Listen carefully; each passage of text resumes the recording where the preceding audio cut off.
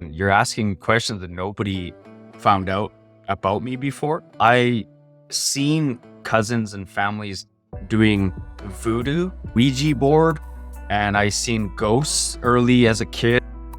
I knew it was him, but because it was like a ghost or a spirit, I was a little bit nervous, so I just threw my pillow and then he disappeared. I can premonize future existences, and then when I see people, I understand where they are. I was still asleep. I was like a non-player character in this matrix, and I didn't know how to wake up. I didn't even understand that I was asleep until I died. I was born into damage, abuse, neglect, betrayal, abandonment, pain and suffering, narcissism, anger, hate. I didn't know love. My family was abusive.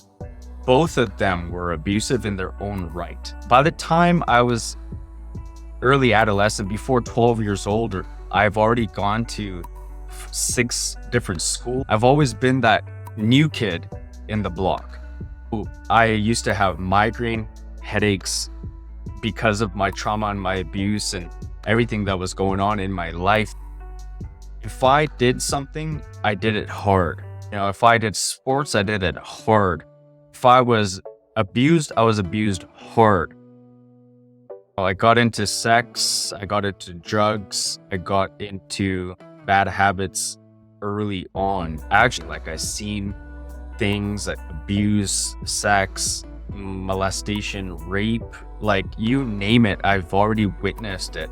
But I also had the compassionate side about me. Despite how bad my life was, I still had love in me. I still had grace and appreciation, but there were parts of me and other segments of my life that I was very rude and negative. I had to drive around and call the next girl. And by the time that happened, I just was so high that I saw lights flashing by me. Everything lost me, and I was just driving pedal to the metal, 100 kilometers an hour and above. And I was just going, gone.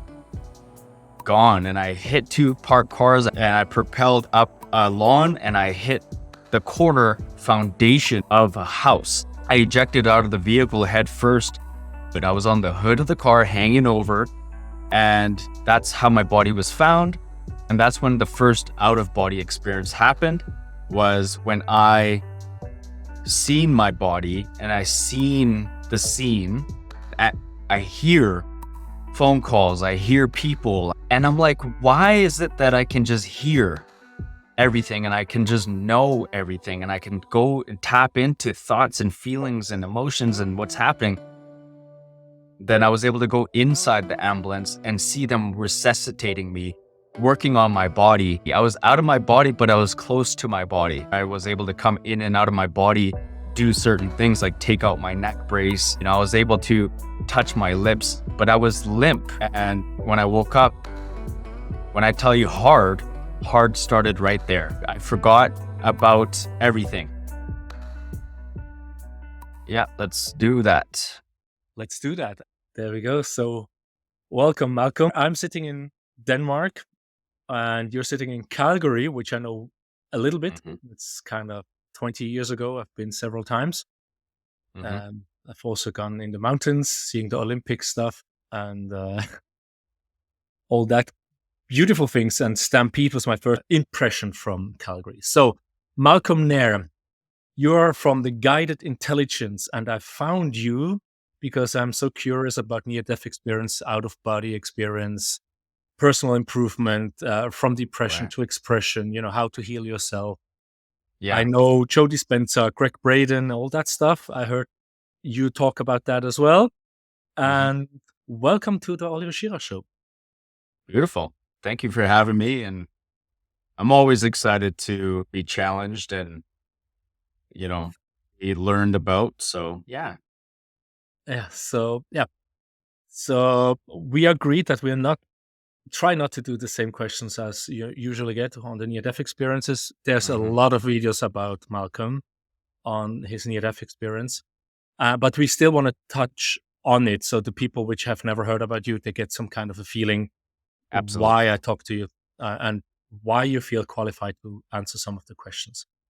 So I'm just going as I usually go with my guests and ask, how would you describe yourself with 3 words and why you choose those 3 words? I'm very charismatic. I'm very optimistic, and I don't take no for an answer. Again, why is that? Because my belief can be transformed. I change myself.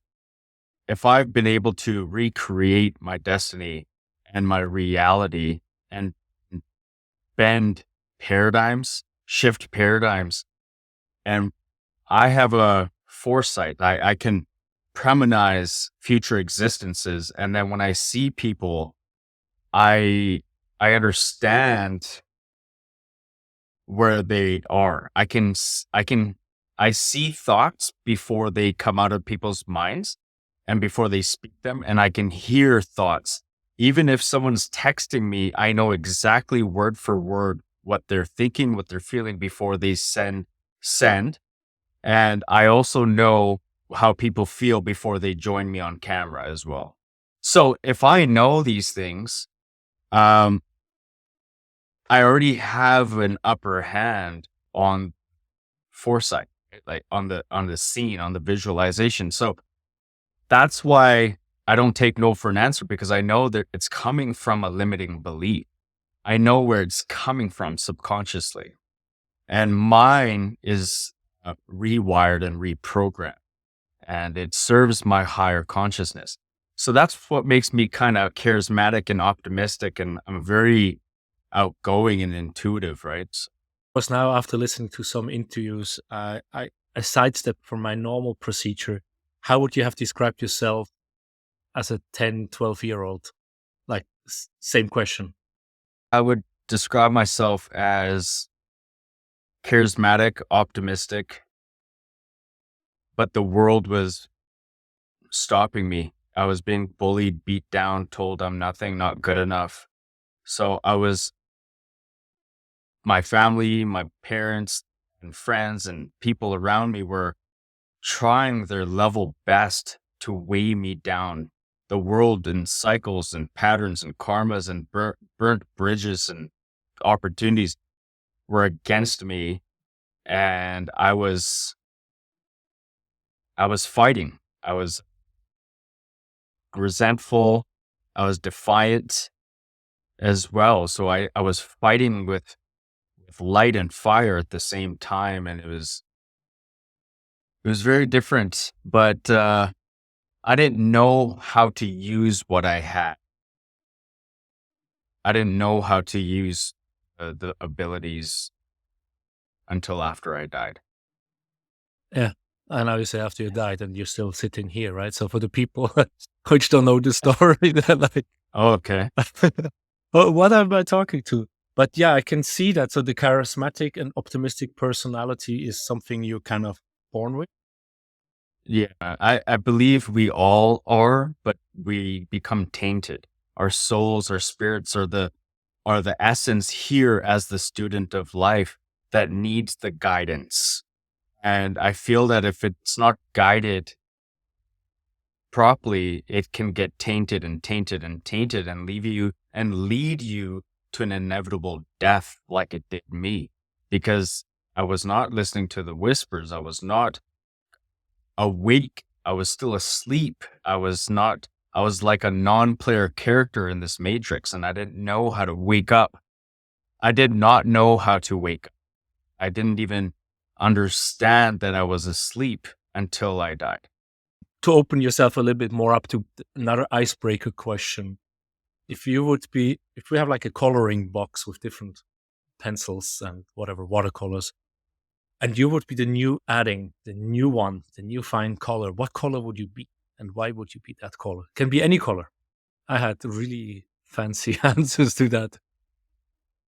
Could also be banana or, transparent or glitter or something like that.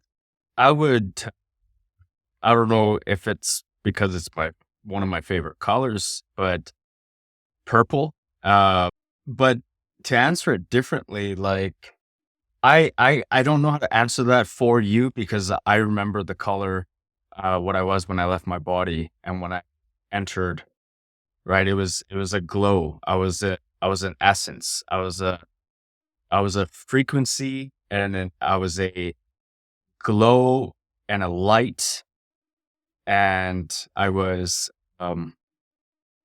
transparent and see-through and formless and a form at the same time. And it's almost like a clear jello. There's a color, but it's like a different spectrum. I don't know how to describe what that looks like, that transparent look. Okay. No, but I think this year, whoever I ask, purple is the color they describe themselves. Oh, really? Kind of like a lot of people have like this purplish or something in that direction. And when I talk to people which have near-death experience or ego death or Black Mirror or some other higher frequency experiences, hmm they go back to this higher frequency colors, which we cannot really perceive here, which do not hmm really exist in this 3D world. That's how they describe mostly. Yeah, because even when I left and I was going up, I seen colors, but now when I try to articulate, it doesn't match. It's just such a different, bright and luminescent and gorgeous. It's different. Yeah, it's like removing the veil and then see clear. Um, yeah, so thank you for that. And then if you have a fun fact or a secret not so many people know about you. Now you have been on many podcasts. I don't know if there's anything coming up. Oh, a fun fact. I have so many things that people don't know about me, but so a fun fact, something about me that people don't know. I think I said a few, but dig deeper. Don't just move on if I give you an answer that you don't like. So, like I said, that I can hear people's thoughts when I meet them or when I see them, and I know what they're gonna say, and it's like already annoying. But another fun fact, something funner than that. I I love. Oh, when I was a child, when I was growing up as a kid, when I was in school, I used to be able to draw so realistic by copying an image like an elephant or a giraffe or a person's face, like even an elderly person, all the wrinkles and creases and everything. I used to be very artistic growing up. I excelled in art.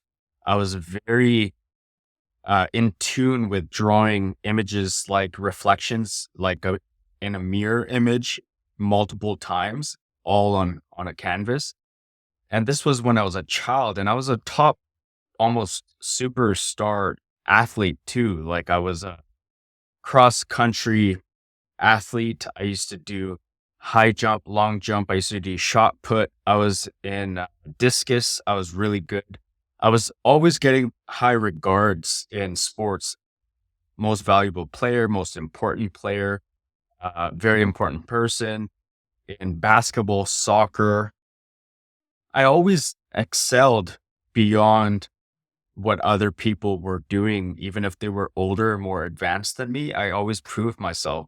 Even in companies, like if I join a company and visualize who's the number one person in that company, just through visualization alone, I end up beating that person that's number one in Canada and USA for the longest years, for decades. And then this guy shows up in this company, and in 1 month, I beat that guy. Like no ego, but that's just something that's been reoccurring in my life. If you would not have said since you were a child you had that, I would have said perhaps that's something in relation to your near-death experience, right? That you opened up some channels and perceptions that you could Right. move forward, but you had that already as a child. Do you have any idea how that is? were you just very competitive, or? I knew I'm very competitive, but I compete against myself.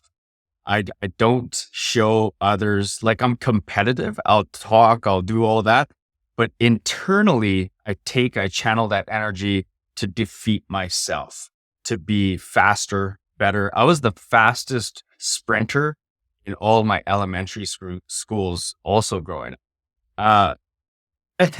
Yeah, and sometimes I couldn't afford shoes. My mom couldn't afford proper shoes. So I'd wear flip-flops or sandals that were ripping apart, and I would and I would run the fastest and almost falling apart flip-flops. Uh, Oh my but God. no, I think I've been always in tune with source and my inner source, but it's been masked my whole life with the heartache and the pain and the suffering. But I always had this internal connection and external connection that I knew, even if someone projected their religion on me, their God on me, their beliefs on me, I stayed within my own belief and what I had ever since I was a child. No matter if my family took me to an Indian church, a Muslim church, a Christian church, a Jehovah Witness church, a Buddhist temple, I always stayed with me. I did not follow a religion, and I think that has been lifelong. I've always had that since I was a kid, and I did not know, like I said, the powers until I died. Yeah.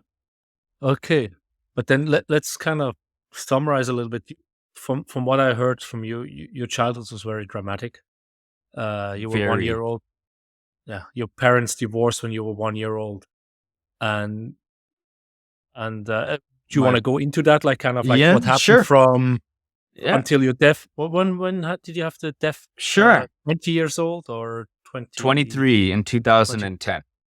Okay. But when I was before I was born into damage, abuse, neglect, betrayal, abandonment, pain and suffering, narcissism, anger, hate. I didn't know love. My mom was being beaten. My dad was a certain type of way. I mean, I don't want to go into details, but my family was abusive. Both of them were abusive in their own right. So I did not have uh, the right one to look at and be like, oh, this is the way to be. So if I did look at the other side through the divorce, it was another form of abuse. It was just from a female perspective, and one was from a male's perspective. So both sides, I grew into that type. By the time I was, I think, 5 years old, my mom had already moved over 50 times before me being 5 years old. By the time I was uh, early adolescent, before 12 years old, I've already gone to 6 different schools. And then by the time I got older, I've already been to 9 different schools. I've always been that new kid in the block. And I've always had to be that type of guy to just readapt and become chameleon like, to adapt to my surroundings again. But so I used to have migraine headaches because of my trauma and my abuse and everything that was going on in my life, just the stressors. Couldn't sleep. I used to think that stars were falling down from the sky, asteroids were going to hit the planet. I used to have these visions early on in my life. And you're asking questions that nobody found out about me before. And usually they only come up when people ask me, because I don't just randomly bring them up. But and then I used to twirl on the floor because I was so sick to my stomach and I had severe migraine headaches. They used to have to take me in every other day to CT scans for severe migraine headaches. Nobody since childhood, even after my car accident, could diagnose me.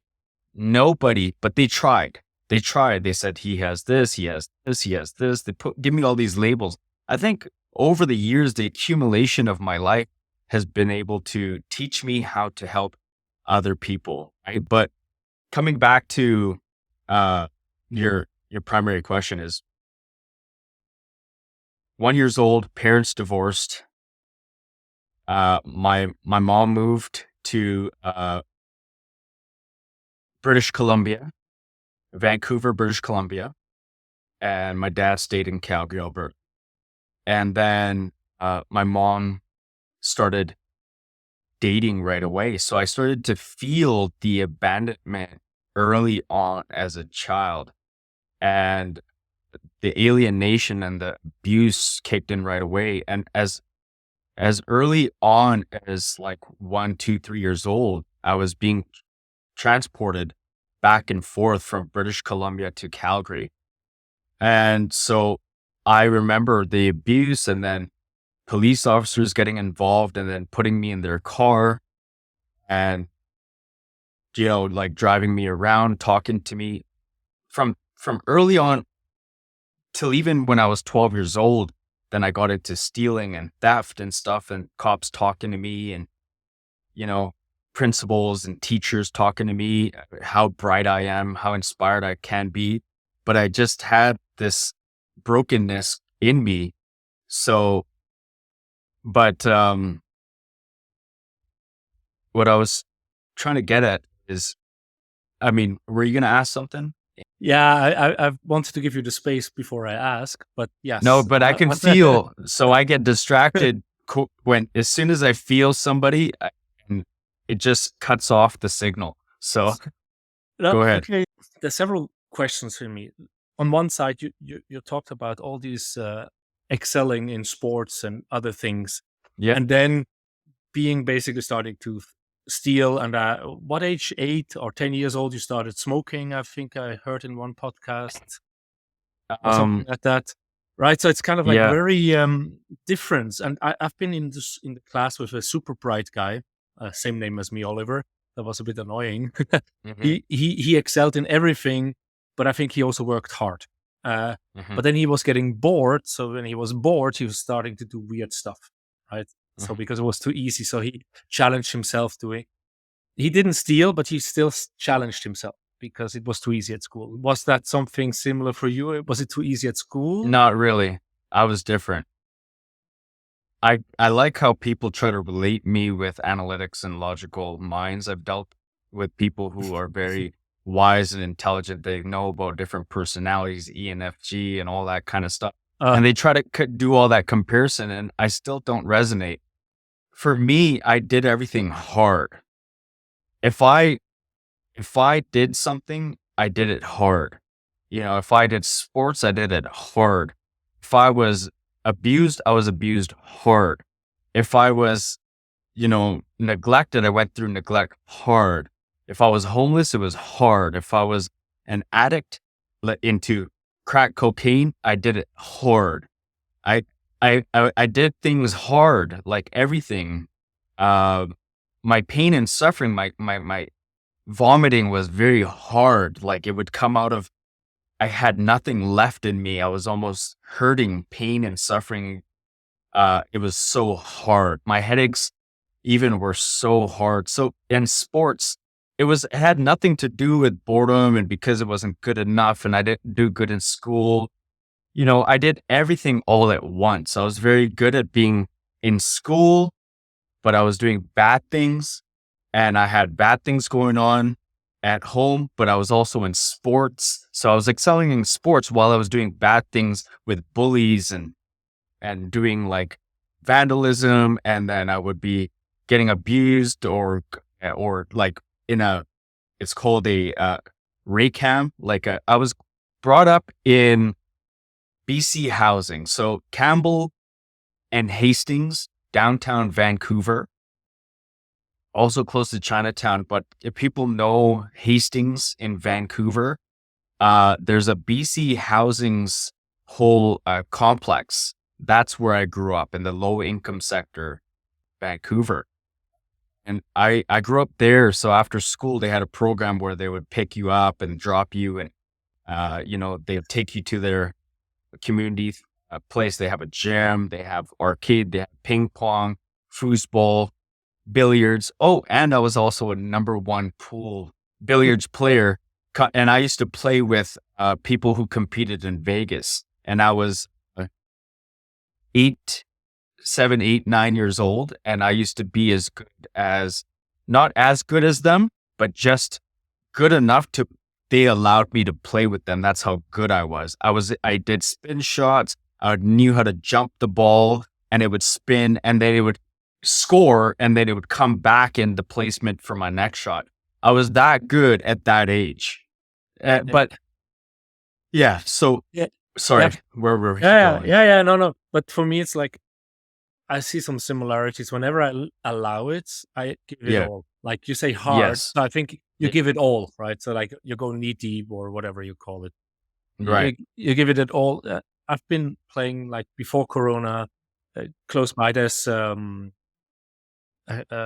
company and the owner. He used to play in America badminton and top 10 player in the US league when he was younger, and then he came back to Denmark. So he kind of rebuilt the local team with Olympic players, world champion player. Like they were not world champions, but they were playing for there. Yep. And when I played, I never really played badminton, but very fast, I felt I got to a really good level because Me I too. was I around. loved it. Yeah, and I loved the challenge to.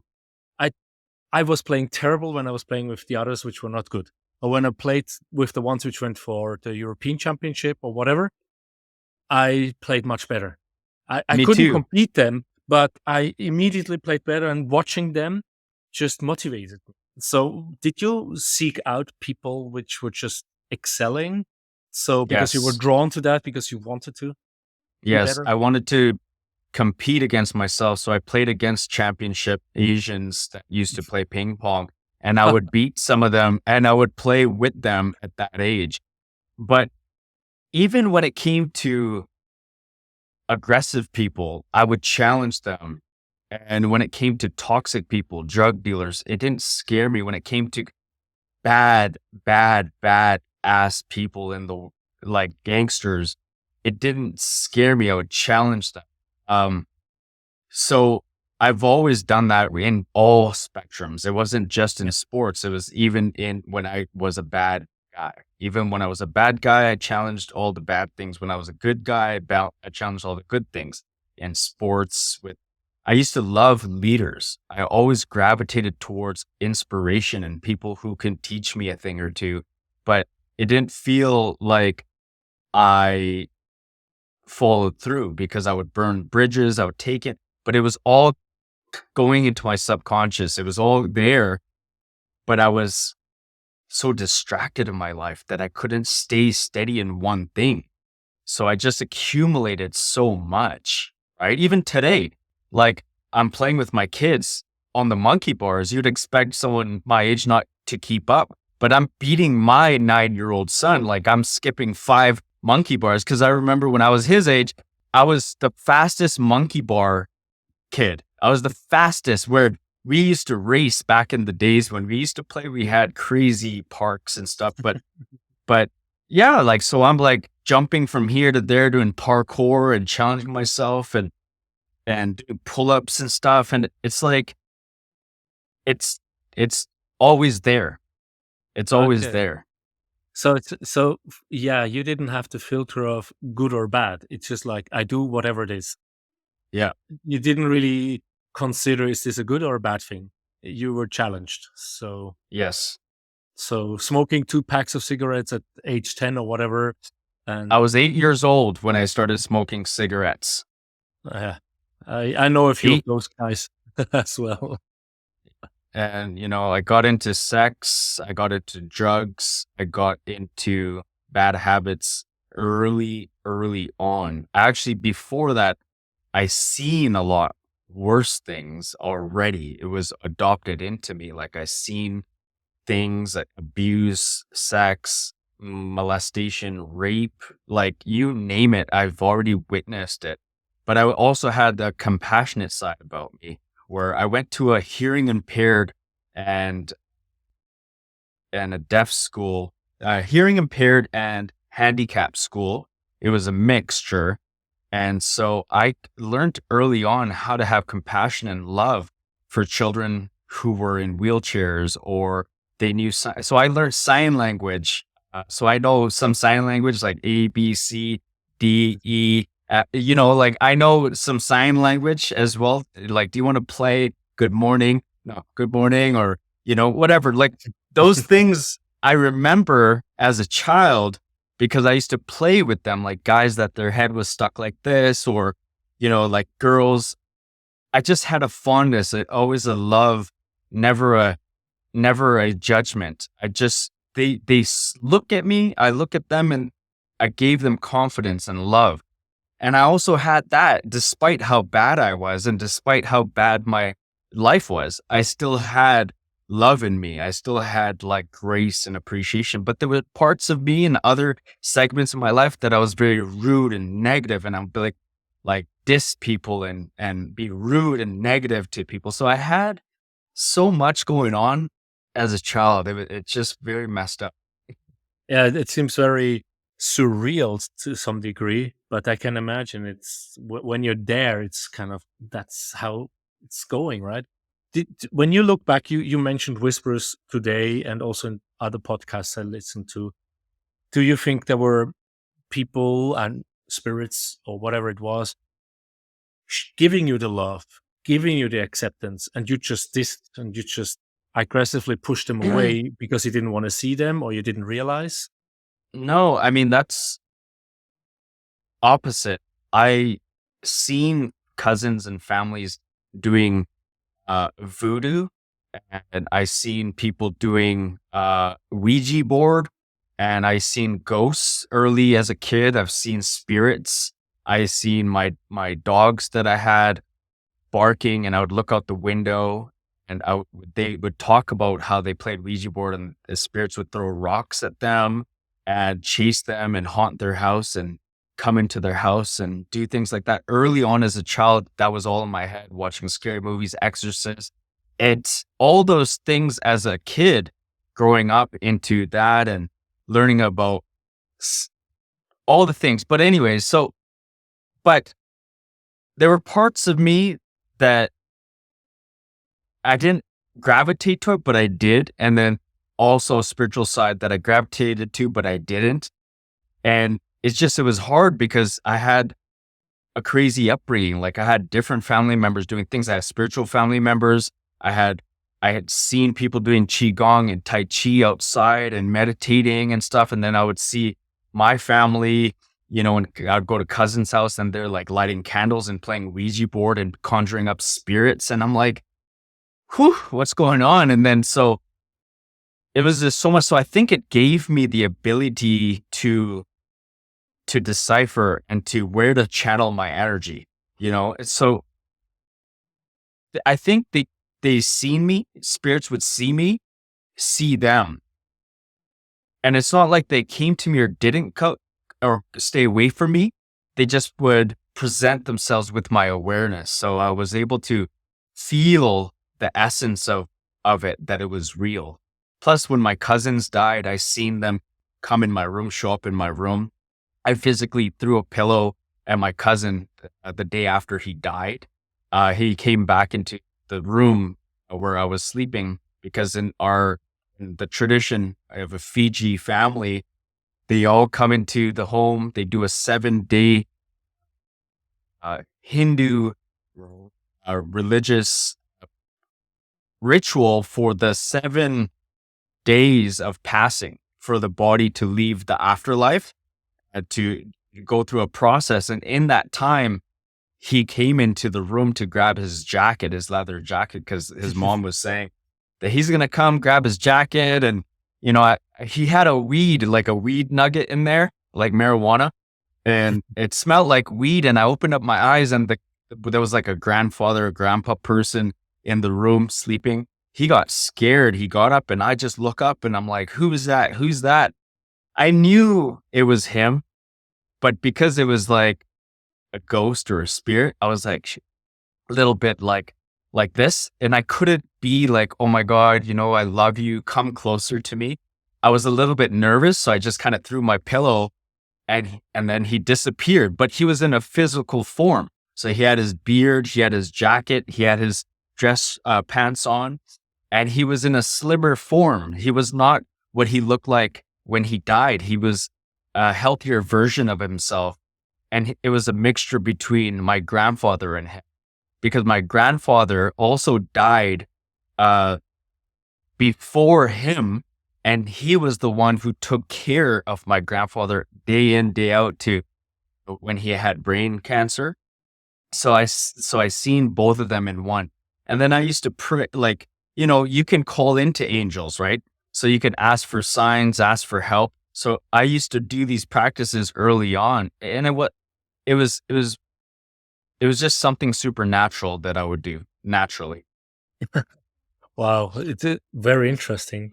Just thinking of having this ability to actually see the spirits and ghosts. I don't see them. I have had some experiences where I just feel very chilly. Like I couldn't explain it. Like something like was flowing through me. Was very strange.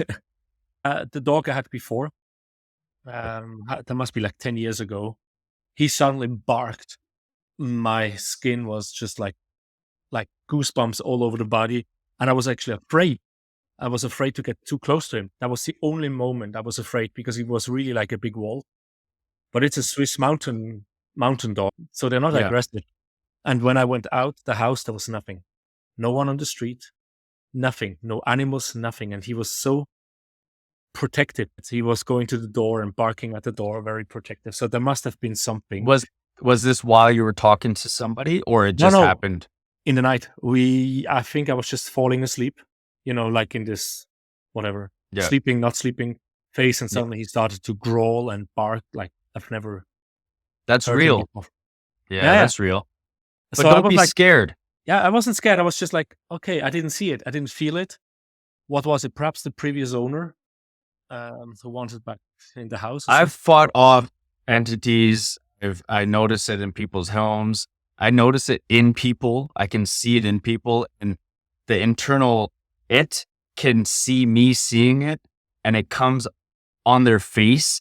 And I've had consultations where their higher self wants me, but their inner self that's tainted doesn't want me, and I can feel it.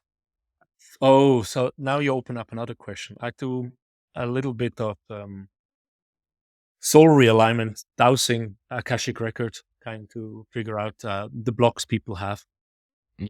And so one part is attached souls. So when you say spirits being in people, so how do you experience that? So that sounds for me like someone is attaching to someone, tainting someone, So or how is that? it can, depending on your vibration of how you feel about it.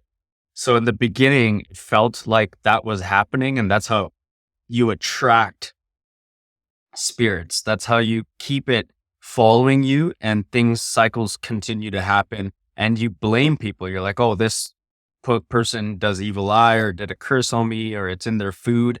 But once I realized that no entity can have power over you unless you claimed it, then you're good to go, right? So in that case, I was able to eat the person's food that I thought was cursing, and I'm like eating it. I'm like, I don't care what your powers ain't shit, and yeah, nothing happens, right? So it's definitely up to you, right? If you don't have that awareness, then it can feel that, and it'll follow you. It will not just that one, but it's actually multidimensional. It could tap into other spirits and claim and be like, okay, well, I'm busy. I'm going to go here now. There's this one guy, and it could send out a signal, and you will attract other entities, right? Just because they communicate. Okay, but these entities are those people that are those people that died and didn't realize they're dead, and they somehow linger on in our realm. You think it is, but it's an attachment, I believe. It's an attachment of the essence, and that's all they need. They need the attachment to harness that energy. But it's not really a person that that person wants to go, or it could tap in and out.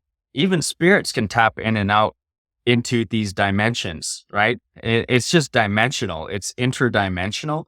And you need a portal. You need a source of energy or substance to come in and out. Okay, so it's like the multiverse kind of, or Yeah. different dimensions. So now we have kind of like a bit of your background, like the hard upbringing, a lot of, doing good, doing bad, not knowing what's the difference, just giving it all, going knee Right. deep. Yep. And then from whatever I heard, you got really deep into drugs. So you mixed drugs and alcohol and you didn't really feel it.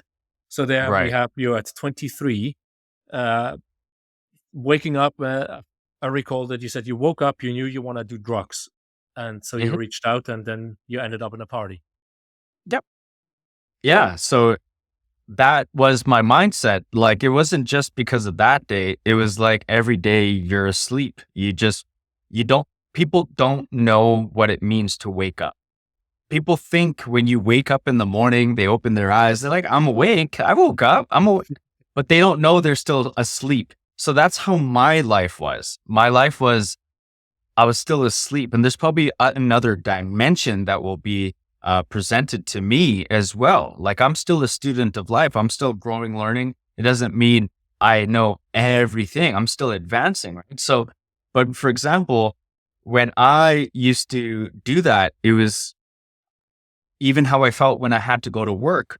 I had struggles sleeping, waking up, and I would think like in miserable ways. Or if it was a weekend, I would think, okay, how do I escape the miserable ways and, kind of find something else to be miserable about that I thought was happiness, or I was loathing for love or excitement or sex or girls or fun, or, someone to acknowledge me, so I woke up that day because it was the weekend, and I just said to myself that, okay, what am I going to do today? I was contemplating.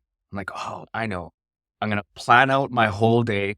This is what I want. So I didn't know what I know today. So before, it wasn't a practice. It wasn't common sense what I was doing. It was like natural. I was just doing it. Now I know that it was manifestation.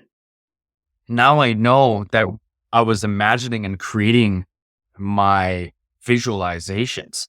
So I planned it out precisely. I said, I visualized girls. I visualized a party. I visualized who's going to be there, what I wanted. But at those times, I didn't know how it was going to come to be. But when it came to be, it was exactly that. And I must have had, in essence, try to stop me and be like, be better. But I was too defiant. I was too defiant to listen. I was egotistical. I'm like, no, it's okay. I'm just going to go anyways. Or don't drink today. No, I'm going to drink today. So I was being defiant against my own spirit that was trying to stop me, even if it, said, hey, maybe go to the library, go swimming. It was like, no, I'm going to go have sex, right? I want to have sex. Or it wasn't I wasn't doing what the spirit wanted, So needed. how did the spirit communicate with you? Was it an inner voice, an inner feeling, or was it an external It's, voice? it's everything. It's consciousness through and to you. It's around you. It's universal. It's in you. It's everywhere. And depending on your life's karmas and everything that you have, it kind of puts so much weight on it. That's the density, right, that we're faced with. It's difficult. So it was all there, but I still chose my life and I led that way. It was like, oh, well, this is how I am. And so hang out, I smoke, I drink, and I drive, and I party, and I show off, and I show out, and I act powerful, and I drive over curbs, and I honk at people, and I start fights, and I'm angry, and I'm aggressive. And that's how it was. That was my life, right? So I woke up and I'm like, today I'm going to do drugs. I'm going to have sex. I'm going to call this girl. I'm going to call that guy. I'm going to call this person. I'm going to tell this girl to call more girls. I was doing it. So we are the leaders of our life. And when I say by we, the spirit within. So my spirit was tainted. So it was leading me to an inevitable death because I wasn't listening to the higher good. I wasn't choosing the opposite to fix my cycles, patterns, and karmas. So instead of rewriting my destiny, I fulfilled that destiny, that karmic path to die and to lead an inevitable death and go do drugs, go smoke, go hang out, do cocaine, do mushrooms, do everything, ecstasy, all of it, and be bored because I didn't end up having sex. So I'm like, oh, I got to go now drive around and call the next girl. And by the time that happened, I just was so high that I saw lights flashing by me. My mind lost me. Everything lost me. I forgot. I didn't know nothing. And I was just driving pedal to the metal, 100 kilometers an hour and above 120, 100. And I was just going, gone. And I hit two parked cars. I blacked out. I woke up a little bit unconscious, and then I pushed harder. I propelled up a lawn, and I hit the corner foundation brick homes in Calgary, Alberta, of a house. So it was not even the siding of the house; it was the actual concrete. The older houses are all concrete. So I hit that house 100 kilometers an hour, and I cracked it. That's how hard I hit it. I ejected out of the vehicle head first, and I broke my leg on the steering wheel immediately, and half my waist and body was out of the car.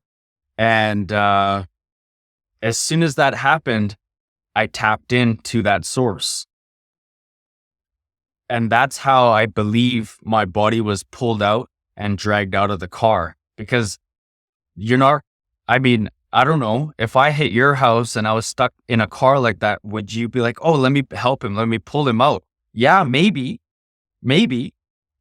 But I have done this so many times in my story, which you've probably heard many times, where I was able to come in and out of my body, do certain things like take out my neck brace. I was able to touch my lips, but I was limp. So the power within came back into my body to enable me to do certain things. But when I woke up off life support, I was limp. I was like a ton of bricks hit me. So that's how that you can compare. That's how you can put two and two. And I did all of this. Trust me. I knew that I was questioning myself. I'm like, this doesn't make sense. How can I speak my truth if I'm going to be questioned? But then I realized, I'm like, no, I did this. And I told all my family, and I spoke to my sister, and I told them this. And then I started to speak my truth, right?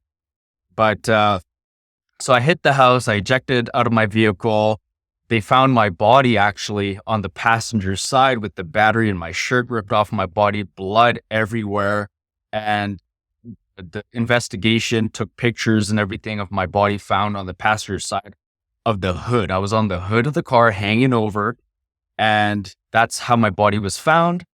And then, for example, I ended up out of my body. And that's when the first out of body experience happened, was when I seen my body and I seen the scene, and I hear phone calls, I hear people, I hear ambulance on its way, I hear the investigation, I can hear, and I'm like, why is it that I can just hear everything and I can just know everything and I can go and tap into thoughts and feelings and emotions and what's happening? Then it became physical. Then I came and I seen that I was on top of the ambulance. Then I was able to go inside the ambulance and see them resuscitating me, working on my body. And I was able to, so I was out of my body, in and out, but not in my body. I was out of my body, but I was close to my body. So I was able to go in the ambulance, out of the ambulance, follow me on the highway.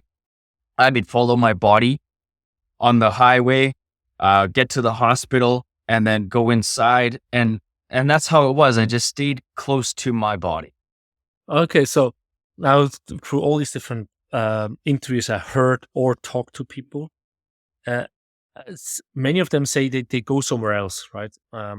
I told you that I interviewed Kelly Sammy, which made suicide, and then when she was popping out of the body after overdoses of all kind of drugs with alcohol, it was like pulling out, and then she was everything. She had like the smell, the sound, the colors, and the knowledge, and she was not close to the body. But you mentioned, I don't know if I heard anyone else mentioning is this precisely. You said you always stayed close to the body, and that's why you were able to basically go in the body again. I haven't Yeah. really heard that before. Do you remember anything that you were thinking of your dad or your mom, and suddenly you were there and you saw what they were doing at the moment you died? Yeah. So it happened with certain people. Certain people, I had energy that I didn't want to be around. So I didn't want to go towards my dad. I didn't want to go towards certain people. But anyone I wanted to go towards, I was able to go and see. So at first, it was like, how does my mom feel right now? And then I felt her. It was more of a telepathic being there. It was like I can be there just with hearing her thoughts, and I know her interactions and how she's looking around. It didn't mean I had to physically be there in her home, but I can see her from a distance, like remote Ugh. viewing. Okay, Right? so it's kind of like some like you're far away but close by Yeah. at Yes. the same time. Like Two places at the same time. And then also I wanted to be connected to the phone calls. So one time when my mom made a phone call, I was able to get into the frequency of the phone call and get to the other frequency of them receiving the phone call. So I ended up as a frequency and ended up there, them receiving the phone call and remote viewing them in the car. It's not that I was in the car with them, but if I wanted to, I could be in the car. It's like, that's what I meant by the spirit question you asked me, like ghosts and being here and spirits being here and angels being here. That's what I mean. It's just dimensional. It's just like, you could be here. They could be there at the moment. Does it make sense now? So that's how I was there. Yeah, you just popped up the question. So many people talk about, most people in the interviews I see are believers of Jesus Christ, right? Because I'm not speaking Arabic, so I would feel if I would listen to podcasts with Arabic people, probably it's Mohammed or whatever, Buddha. Right. So they see Jesus and they say Jesus is everywhere. I'm like, how is that possible? But you Right. explain it to some degree, right? It's kind of like you were in more places at the same time. Yeah, it's fragments of source. And whatever we identify with, source is going to give you that identity and your feeling that you need to see and recognize. So that's why people resonate with whatever idols and whatever they have been brought up with to form that belief and that clarity. So that's why if someone's in love with ocean and they have an NDE, they see the ocean, right? Or, if someone was a narcissist and they believe everything's going to go to hell and they die, they see demons. Because it projects what your projection, your reality was. Yeah, that's actually going a bit another question I have, right? It's like this one or two interviews I heard being in, I don't remember the name, but the hell where you're there until you ask for, please help me, forgive me and whatever. And then they're pulled out and they were whatever in a coma for 1 or 2 days, but it felt like an eternity for them. And others talk to God, have a life review. And then Yeah. the girl I told you, which made suicide, she didn't talk to anyone. She didn't see anyone. It was not a family member or God or whatever. It was just, she was everything. How was it for you? Did you talk to family members? Like you said, you saw Right. your uncle or or a cousin dying, and then the day after he was in your room? Or was it a god, or was it the creator, the one consciousness? I'll tell you.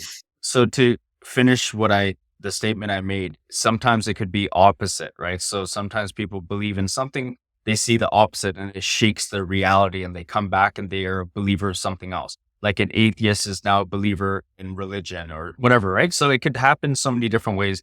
For me, I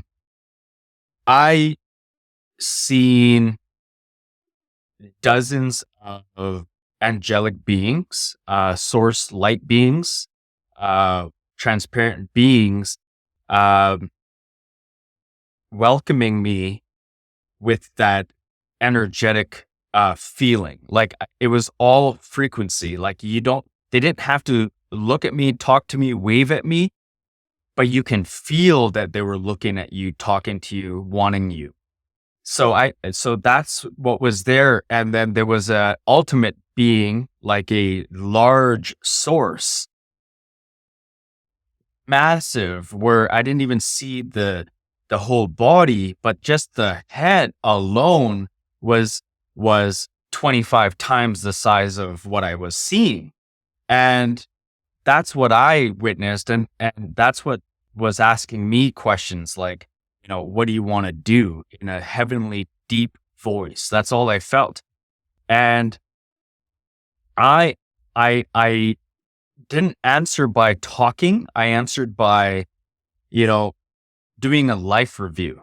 So what I did was I took a moment and I seen my life review, and I seen how people associated with me and how different scenes in my life that needed to be seen, like, neglect, abuse, abandonment, using people being there for me. And then realizing that I wasn't there for them. So imagine you have, you're looking for a home, right? I had an instance where I seen a few people, many scenes. So, and then I see my life review, and I was able to see scenes of me finding a home in a glimpse, right? Like finding a home, the landlord helping me, getting me furniture, food, taking care, wanting to serve me. And in my life, I just carried on. I move on with my life and whatever. And so I seen scenes of burnt bridges, like what I could have done, what kind of person I should have been, and what I would have done differently. And I seen that with my mom. I seen that with my sisters. I seen that with my eldest child. I seen that with life in general,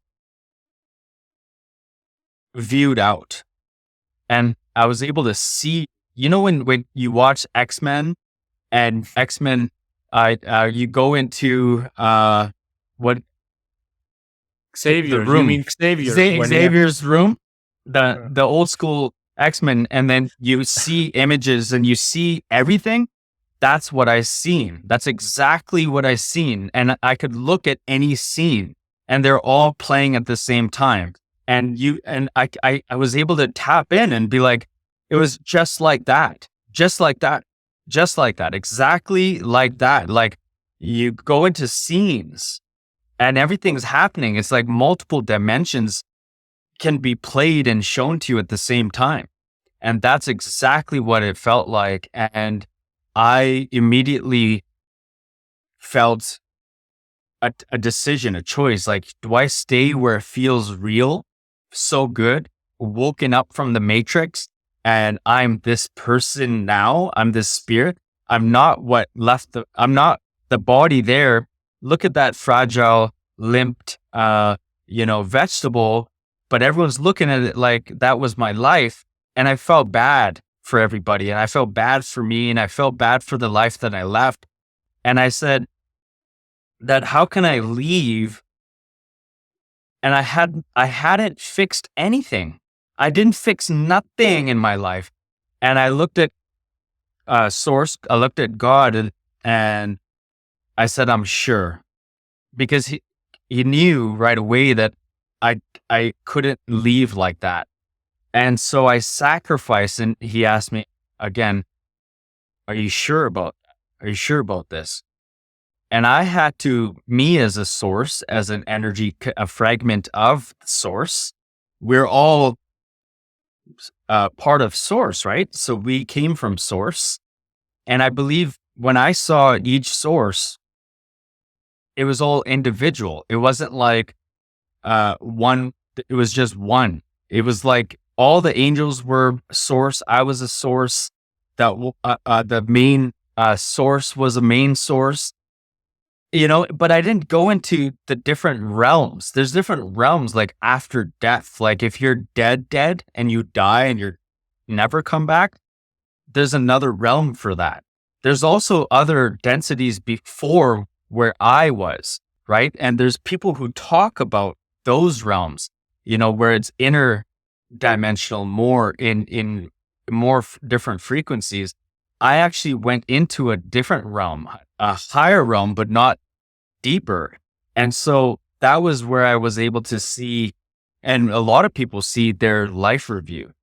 And so I did that, and I said, I'm sure, even though it was like fantastic there, I just could have been like, bye, like, I don't need to go back. How can I fix that mistakes, right?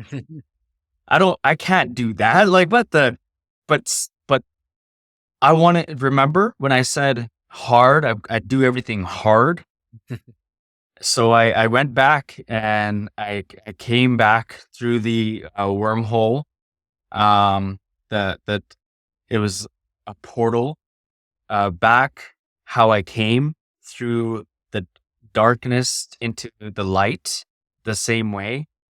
And I came back to the earth realm and the atmosphere, and slowly just seeing the hospital, and the closer into the hospital room. And then that's when my mom unplugged me. She unplugged me, and that's when the decision was made.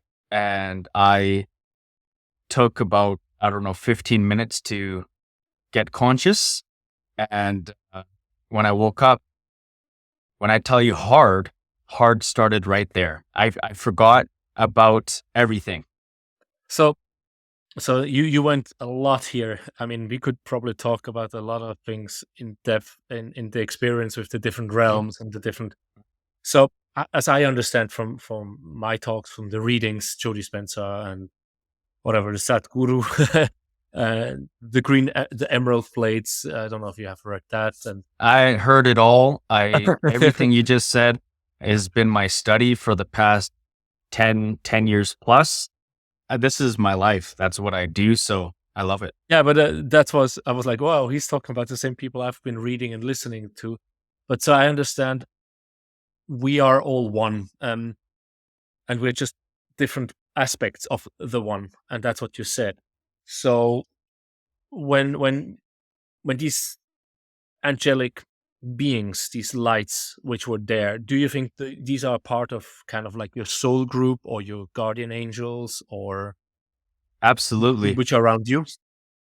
And what Absolutely. are those people which lived before or will live another time, and then you will be their guardian angel, or how do you think that works? Okay, so in the beginning, I didn't know.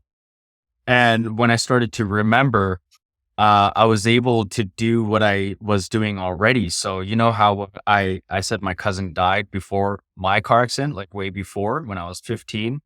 And I would tap into his spirit, and I would pray and say, hey, give me, I miss you. I love you. Talk to me. Give me signs. Show up. Help me out in this circumstance. Give me some strength. I was doing it naturally without anyone teaching me to do it, maybe through the grapevine, like cousins or grandmas and grandpas and uncles and aunts saying, talk to your cousins, like you hear on TV and stuff, like talk to your angels. So I think I would do that. But then after my car accident, I started to do it too actively. I would remember, and I would look at them looking at me, and talk to a specific one and say, come here, I need your guidance. I need your help with this one, so they're, Oh, they're definitely there. yeah. So when you say specifically two different ones, so that means they have Yeah. different strength or Roles. different Yeah. roles, Different right? strengths, different roles, different objectives, different purposes. Yes. Yeah. So it's a little bit like the Silva method. I think it is where you can meditate, go very, very in a deep meditative state, and you can learn to do that fast. Buddhists learn that Oh yeah, over there. absolutely. I've, And I've done it. I've done those.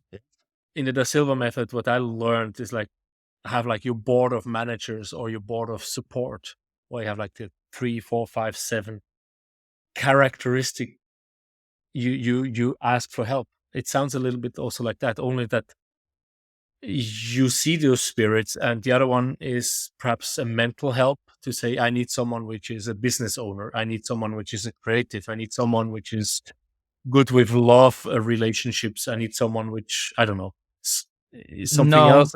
not necessarily for me. So No, not those for are you, but I different. mean, Right. But whatever. So those angels are different, and I'm talking about different abilities, different powers. But what you're saying is true too. Other people could have like someone who wants to help with a home or business or finance.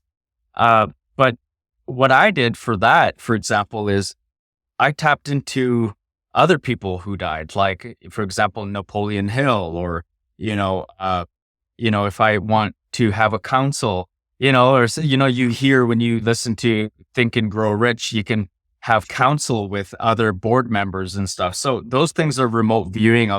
You're able to do is go sit down, even with multidimensional beings and stuff, with other light forms and aliens. You could do all that.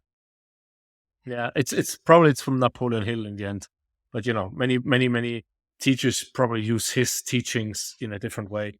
With this talk to board members, that's what I meant. You visualize these people, say, Yes.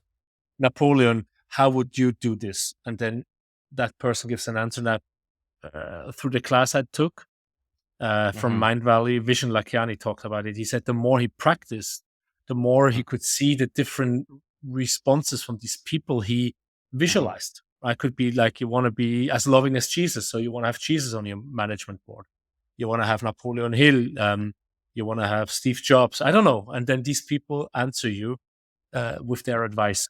And that's more like a meditative thing. So I don't know, when you talk about spirits, if that's of course different, or is it actually, or do we use this method of meditation and have this management table we create as a means to help us to actually connect with our spirit guides?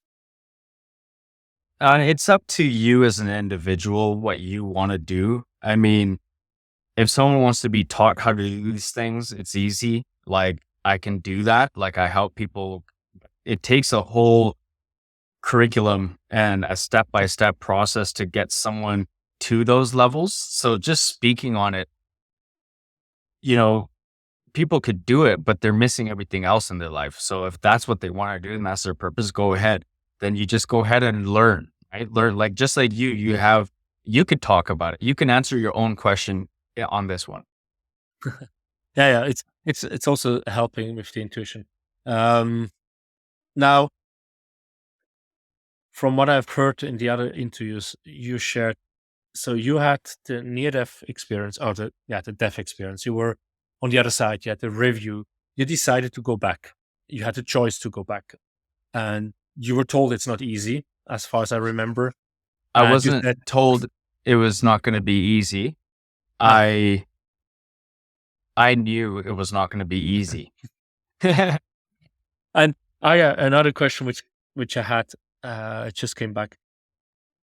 When you were on the other side, did you still feel like yourself as you are in the body, or did you feel different, like as a spirit? I've gradually to do the practices that I have obtained, that I teach now, then I started to become like that. But in the beginning, when I came back, I felt heavier, but I kind of I had something else, a part of me that I had to remember. Like, it was like something happened there. That experience happened. How do I bring that into my day-to-day life? And that's the lesson that people need to understand is you have to bring that into your day-to-day life. So for example, I was not able to live that way right off the bat. I was still struggling and I was going through so many emotions. I didn't know how to regulate my emotions, my thoughts, feelings. I did not know how to let go of resentment, hate, and burdens, but I did do things temporarily to overcome certain surgeries. So, you know how during my near death experience, they were taking me in for surgeries, and I was able to use my spirit to come close to my body so I would stay healed or strong, or I was able to go into my body, take off my neck brace. I was able to do certain things like that. There was also times when after my near death experience, where I had to do the same thing when I had to go in for my skull brain surgery here. They call it brain. It wasn't brain surgery. It was, they had to drill through my skull to drain the blood that was accumulating in my brain. So I had bleeding in my brain. And so I had to do that same skill set for that time. So there's certain times in life that I have to do it, even when I have to self-heal, flus and people's aches and body pains. I was able to heal and use the indigo, that purple angel power, to heal people's pain. Like they would have like sciatica or like certain shoulder or chest pains. So you can use powers to do that. Okay, so it sounds like while you were still on the other side, you followed the body, which had basically no soul inside, going through the operations, and you learned by your presence to heal and support the body. And when you were back in your body, you kind of had still did you clearly remember that, being on the other side and No, helping the body, or it just came intuitively how to help yourself? it came intuitively. And then when I started to change my life around and become better, change like so many aspects of my life, then the spirit was guiding me the right way. Then it became better. But in the beginning, it was like natural. It was like I was able to raise my blood pressure to manipulate the hospitals and the doctors. I was able to walk when they just did surgery. I was able to walk. I was able to heal my bones when they said you have to lay in bed now for 6 weeks, 6 to 8 weeks. I was walking. They hated me. They didn't like me. The nurses, they would say, go back and lay there. And I would say, in my mind, I had a knowing that, well, you guys said I have blood clots. It's your guys' fault I have blood clots. So I'm not going to listen to you and lay in bed. I'm going to walk around to get the blood flowing. That was just a common sense to me, a knowing, a trust. And so it was like I was being guided and I was listening to it. And that's what your spirit wants you to be proud of, right? Okay, so it was all these things you're sharing on the Near Death Experience podcast and interviews. These things came gradually back into your memory, Yes. if I understand that right. So, when your mom removed the life support and you came back into your body, you woke up. You were not full of love, as I remember. You were not full of No. forgiveness and, oh, I'm so sorry, and I was a bitch and bad guy. I'm going to be different. You didn't really remember. You remember that something happened. Did you remember that you were out of body, or you just remember something happened? Well, how was the I feeling just coming? remember, yeah, great question. It would come to me in insight. So for example, when I would talk about my common sense to nurses, like, what do you guys talk? Like, I always had this common sense. So I would say to nurses, what's the doctor talking about? He doesn't even know what he's talking about. Like, they're like, yeah, we hear this all the time. we deal with people that say this, but they were still in their head too, in their paradigms. Like they didn't know how it worked. They would just hear it. So I knew that they didn't even know. They would just respect you, but they didn't even know the power. They just respected and valued that experience. But so then I started to tap into that awareness. Like people don't have a knowing. How come I have this knowing and I'm having to convince and influence people to have this knowing, but they don't have that knowing. They don't trust it. So I looked at myself, I said, that's what I'm going through. I don't know how to trust it. And so I started to trust it and work on it and develop it and harness the abilities more. And then I remembered where it was coming from. And it was an experience, exponential experience that I had, but I didn't remember the full visualization of it. And that came to me in segments. It came to me in certain areas of my life that I had to do my life review. So as I was doing my life review, overcoming having my driver's license taken away from me, having a 7-year criminal record, having an emergency protection order, having a warrant for my arrest, having assault charges, having warrants for speeding. So that was just one section. So once I started to use my source to overcome that and quantify and bend reality for that, then what was the next thing, Malcolm? Okay, so now then it became like, I'm just using an example. I have so many, but then I had to figure out my health. Then I worked on my health. And then when I finished that chapter, it was respect. Then I had to work on respect on so many different realms. And then I had to work on love. And then I had to understand boundaries. Then I had to understand anger management. Then I had to understand compassion. So I had to work on so many facets of my life for every segment of my life review to be unveiled to me segment after segment after segment, right? So it came through the hard work. Okay, so you got the insight what to work on when you finished one, or you got the insight after you finished on, let's say, self-love or boundary setting?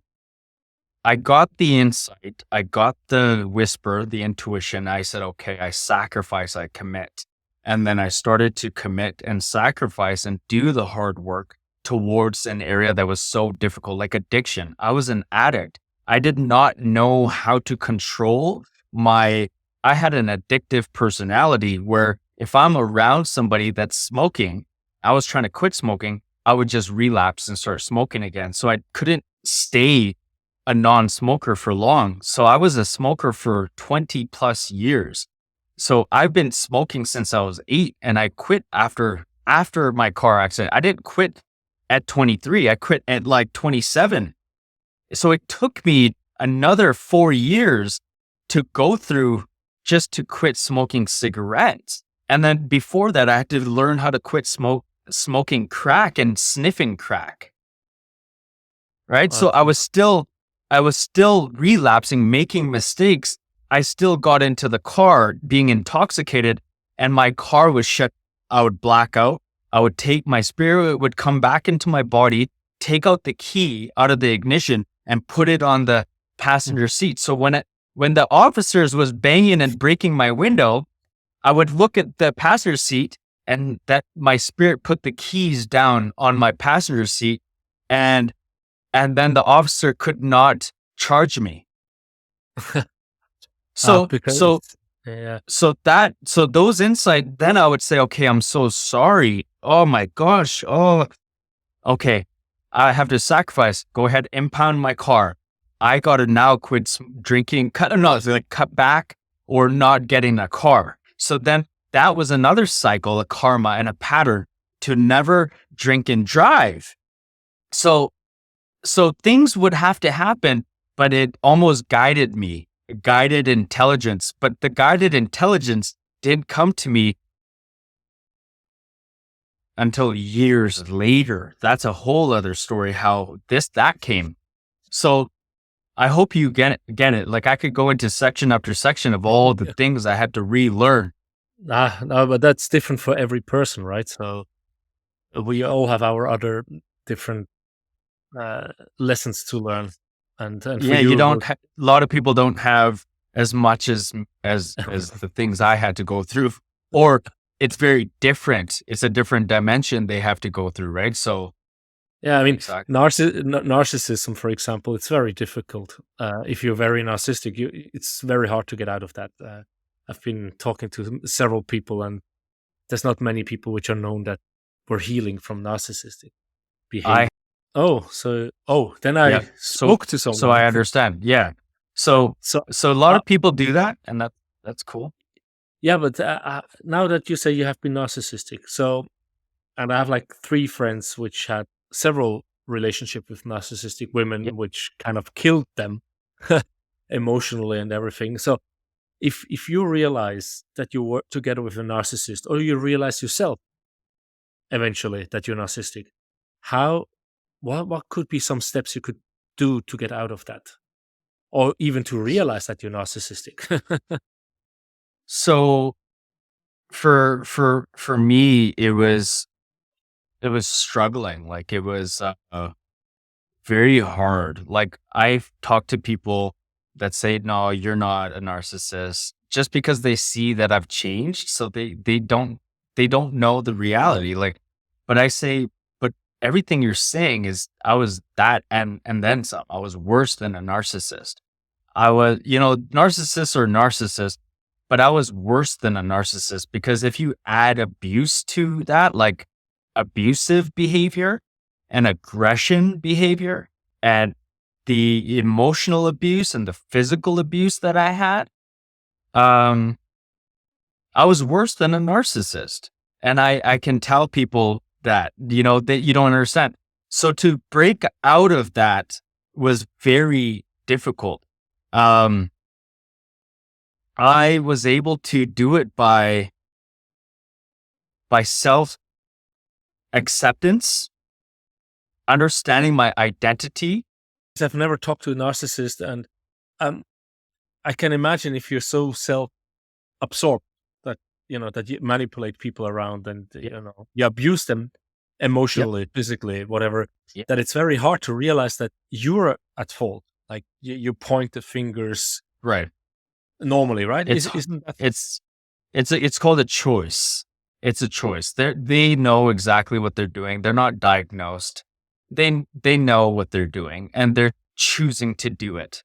So there's no excuse for anybody being a certain way. Even someone who's diagnosed, there's no excuse. There's people who heal, there's people who change their life, and it's just a choice. It's a sacrifice. So for anyone who's a narcissist that wants to change, they would make a choice. But most of them don't even want to change. It's not that they don't recognize it. They know they are. I can sit in front of a narcissist and read them through and through and understand them, and we would become buddies. And then I can help them change, right? Because I can call them out on their fraudulence.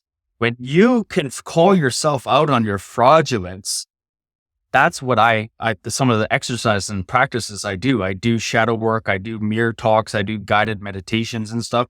But the thing is, for narcissists, there was no excuse for me. That's how I changed.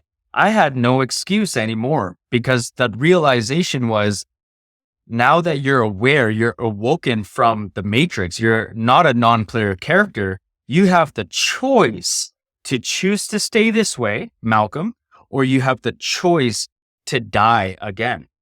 So I had to choose life over death again. wow? Yeah. Okay, so from your own experience, you say that people know they are narcissistic. But on the Yeah. other hand, I took a few random notes, and there was also like how to become more authentic. And when coming from narcissism, that topic, then if you're not authentic with yourself or true to yourself, then you lie to yourself and say, I'm not a narcissist. and then they're not really aware. Then I need to speak to that because there's going to be people who watch this and get offended. So I need to address people who get offended by what I said and want to speak all spiritually and say, no, that's not true. They're just a soul. They're a spirit. They're angelic. Okay. So let me adjust what I said for you. Okay.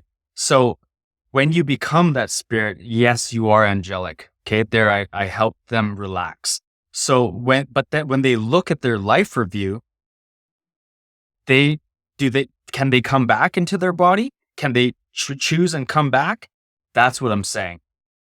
A lot of people don't get that opportunity to come back and rewrite it again, to shift it. And the people who do come back and shift it, they struggle and they keep making bad mistakes. And so that's where I'm going with that, right? So when they leave, they're going to realize they left a narcissist, but they're still going to be a spirit that's going to forgive and whisper and say, no, I love you, my daughter. I left in this way. When you watch mediumship shows, and they're always healthy, right? When they come, they're always healed, right? They're never the bad version of themselves. But nobody ever questions that. Oh, I want to see my dad, but oh, wow. And then they show your dad came through, but they never tell you that the dad was a narcissist. They never tell you that the dad was a bad person. It's always that dad comes through in a good way. Is giving you a message. I love you. You're amazing, right? It's coming from a higher place. So that validates they've changed. They're a higher version of themselves, but they will never talk about, actually they do. So that's what I'm addressing is spirits do know how they left. So for a narcissist, maybe they need a lot of work. They need a lot of research. They need to do all the work that you've done, I do, or what they need to do. It's a choice. It's a sacrifice. And they're not willing to become a higher version of themselves because they think they're running through ego. Yeah, then you touch up on another topic, ego, right? Against the higher self, against the ego. I'll touch on it. So we have an ego mind and we have an ego spirit. Once we learn how to heal and address our ego mind and our ego spirit together and you balance it, it's like a balancing act, yin yang duality, dark energy, positive energy, dark matter, light matter. But you can't choose one and you can't choose the other. You have to bring it together, go through the pain and suffering and be uncomfortable comfortably. And the uncomfort that they can't do is being that love and that gentle. They're not challenging themselves enough, right? There's so many different ways. It's hard to express what I teach separately in my curriculum and how I work with clients compared to me giving you an example, right? The example that I'm trying to give you is a lot of work. People have to do the work. I get the point because I see you want to touch on it, and it would, each and every single point of that could be like an hour talk or more. Yeah.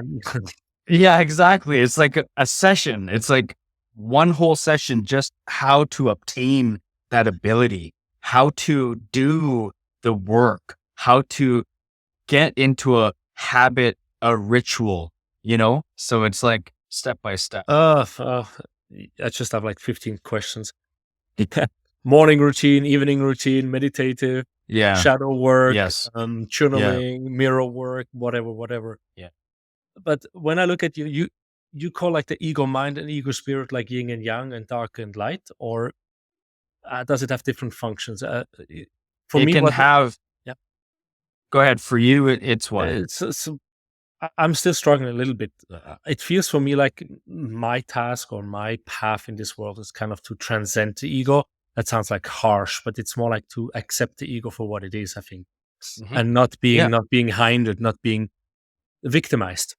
I think I'm me personally speaking now in 2023 October. I'm a victim of myself. I have a hard time to say like, oh, the boss at work is an idiot, or the president Mm, or whatever, mhm. Yep. WHO or the weather, or I have no idea. It's very hard for me Yeah. to point the finger to them. I'm always Yeah. pointing the finger to me, which is also some kind of victimization. And for me, this feels a little bit. I have the feeling there's work to do on the ego part. Um, and for me, it feels like the ego part is more like the part of, like you said, the mind, perhaps the ego mind, which is holding on to habits, holding on to the old because of the Mhm, known, mhm, because the unknown is uncomfortable and it's unknown. mhm, This is a little bit the feeling I have, and then the spirit is more the mhm. creative, the more trust.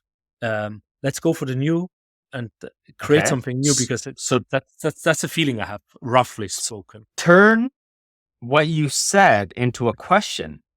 Oh, Make it something that you're seeking. How do you turn that into a question? Now evaluate what you're saying and now ask it in a question format. Like, where's the how? Where's the why? Where's the root cause? Where does things stem from? If you can turn that into a question, then I can probably help you better. okay. So it's like you said, where, how. So like for me, it would come the how. How do I relax my mind more into the unknown and you Okay. know into accepting to try You're the answering things? it, but didn't you answer it? You said that, I have an awareness that, it's self-defeating when I don't victimize myself or if I don't put it out on outside circumstances, I just go within, right? So just go within and acknowledge the thoughts, feelings, and emotions. That's a step. When you acknowledge the thoughts, feelings, and emotions, right? There's a sense in the acknowledgement that brings that back and forth feeling. It's like the ego is being heard, seen, and felt, and the spirit is exposing it and now embracing it as well, because the ego spirit is also coming into the ego mind, and they're both harmonizing. They both need each other, right? So they're hearing and seeing and feeling and acknowledging and understanding and accepting each other. And that relaxes you, right? That would help is when you kind of do that kind of work together. If you can grasp that, off camera, if you want me to help you, I can help you with the step-by-step process. But if you can grasp that and you start working on that and just relax, just trust in that process, you will Yeah, get better and better and better. yeah. It feels also like this. Yeah, as you mentioned, it relax. So it's kind of relaxing into oneself. It's kind of grounding.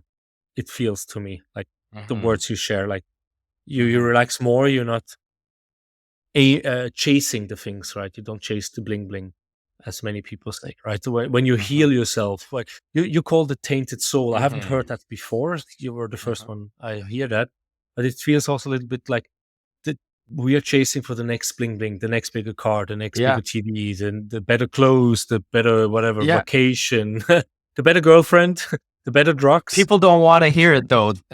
People don't want to hear somebody telling another spiritual person that their soul is tainted.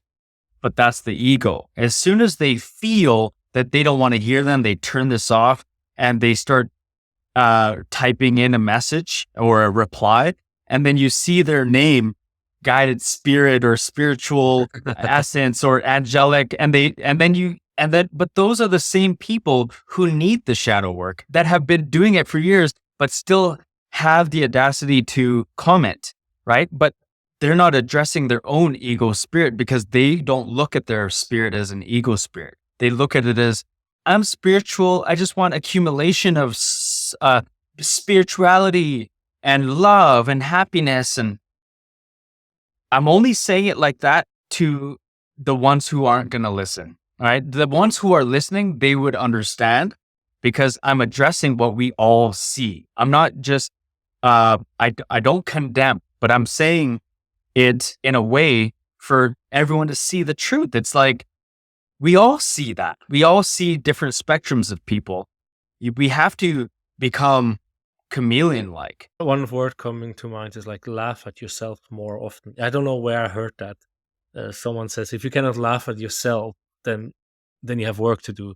It's like when we are afraid to be, we are ashamed about something, whatever it is, and we hold back. Condemn, repent. I'm not talking about laugh, but you're laughing. You're laughing.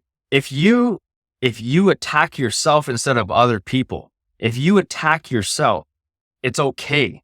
But if you learn how to do it, if you condemn yourself and repent, it's not dismissal.